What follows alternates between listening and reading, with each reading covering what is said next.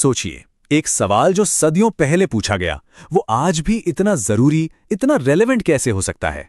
आज हम 15वीं सदी के महान कवि कबीर के एक ऐसे ही सवाल की गहराई में उतरेंगे जो हमारे अपने वजूद की नींव को हिलाकर रख देता है। और वो सवाल है, रे बंदे क्यों सोवत है? कबीर की बस ये एक लाइन ही हमारी आज की पूरी पड़ताल का सेंटर पॉइंट है। सुनने में तो ये एक बड़ा सीधा सा सवाल लगता है ना, लेकिन इसकी परतें बहुत बहुत गहरी हैं। तो कबीर का इस सोने से क्या मतलब है? तो देखिए, जाहिर है कि वो हमारी रात वाली नींद की बात तो नहीं कर रहे हैं। ये सोना असल में एक गहरी आध्यात्मिक बेहोशी है, एक ऐसी हालत जहां जिंदगी हमारे सामने से एक नदी की तरह बहती चली जाती है और हम हैं कि किनारे पर बस सोए रहते हैं। तो इस आध्यात्मिक नींद का नतीजा क्या होता है? कबीर की चेतावनी एकदम सीधी है, तेरा जीवन जावे रे। इसका मतलब है कि जीवन का जो कीमती वक्त है ना, वो रेत की तरह हमारी मुट्ठी से फिसलता जा रहा है और हम इस गहरी बेहोशी में सब कुछ खोते जा रहे हैं। अच्छा, अब सवाल ये उठता है कि आखिर ये नींद आती क्यों है? कबीर के हिसाब से इसकी वजह है इस दुनिया से हमारा लगाव और वो झूठा एहसास कि हम चीजों के मालिक हैं, यानी मेरा और तेरा का जो ये भ्रम है। कबीर इसके लिए एक बहुत ही कमाल का शब्द इस्तेमाल करते हैं, मेरा तेरा करता। ये मेरा तेरा करने की जो हमारी कभी न खत्म होने वाली कोशिश है, जिसमें हम हर चीज पर, हर रिश्ते पर अपना हक जताते हैं, असल में यही वो गहरा सपना है जो हमें हकीकत देखने ही नहीं देता। कबीर हमारी सारी दुनियावी उपलब्धियों की तुलना जानते किससे करते हैं? एक ऐसे घर से जिसे तिनकों को जोड़ जोड़ कर बनाया गया हो। जरा सोचिए, हम कितनी भी मेहनत से उसे खड़ा कर लें, हवा का बस एक झोंका उसे बिखेरने के लिए काफी है। और यही हमारी इस भौतिक दुनिया के असली हकीकत है। और आखिर में होता क्या है? ये जो लगाव का सपना है, ये टूट जाता है। कबीर की बात में कोई लाग लपेट नहीं है, वो साफ कहते हैं, एक दिन सब छूट जावे रे। हर वो चीज जिसे हम आज मेरा कहते फिरते हैं, एक दिन यहीं की यहीं रह जाएगी। लेकिन रुकिए, बात सिर्फ हमारे सामान या हमारी दौलत तक ही नहीं है।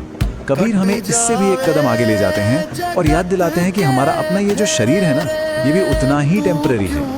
कबीर दुनिया की सबसे बड़ी बड़ी चीजों को उठाते हैं, आलीशान महल, बेहिसाब दौलत, और तो और हमारे इस शरीर को भी वो तन की गाड़ी कहते हैं। उनका मैसेज एकदम क्लियर है, चाहे कितनी भी बड़ी कामयाबी हो या हमारा अपना शरीर ही क्यों ना हो, सब कुछ नश्वर है, सब यही छूट जाएगा। ये लाइन तो दिल को छू जाती है ना? ये जिंदगी की एक बहुत ही दर्द भरी तस्वीर खींचती है, एक ऐसे इंसान की जो दुनिया में रोता हुआ आता है और रोता हुआ ही चला जाता है, लेकिन उस गहरे मकसद या भेद को कभी जान ही नहीं पाता। क्या वाकई ऐसा ही जीवन जीना है, जो रोते हुए शुरू हो और रोते हुए ही खत्म हो जाए? अच्छा, ये सब सुनकर मन में एक सवाल तो उठता ही है कि भाई तो फिर जवाब क्या है? अगर सब कुछ टेम्पररी है, सब कुछ छूट जाने वाला है, तो फिर परमानेंट क्या है? हम किस चीज को थाम सकते हैं? और यहीं पर कबीर हमें इस निराशा से बाहर निकलने का रास्ता दिखाते हैं। वो कहते हैं कि अपना ध्यान इस अस्थायी दुनिया से हटाओ और उस एक चीज पर लगाओ जो हमेशा रहती है, एक ऐसे खजाने पर जिसे कोई छीन नहीं सकता। तो आखिर वो सच्चा, वो परमानेंट खजाना है क्या? कबीर इसका जवाब एक बहुत ही खूबसूरत अंदाज में देते हैं, हरि नाम का है।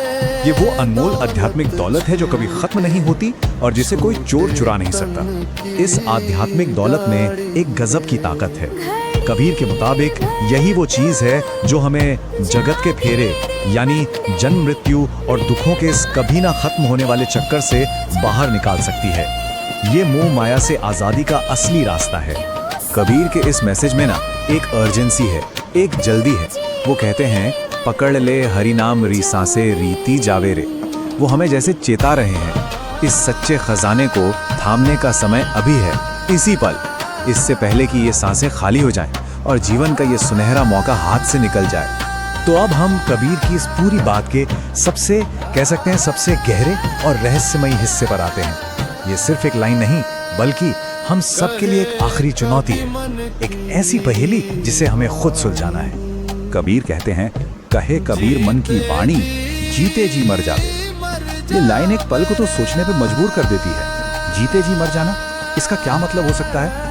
इसका एक बहुत गहरा मतलब है अपने अहंकार, अपने उस मैं को मिटा देना जो हर चीज को मेरा और तेरा में तौलता रहता है। ये उस झूठे स्व की मौत है ताकि असली, हमेशा रहने वाले आत्म का जन्म हो सके। हम इसका कोई एक पक्का जवाब देकर इसे खत्म नहीं करेंगे, बल्कि कबीर की इस आखिरी चुनौती को आपके अपने चिंतन के लिए छोड़ते हैं। स्वयं से परे जाने का या जीते जी मर जाने का आखिर क्या अर्थ है?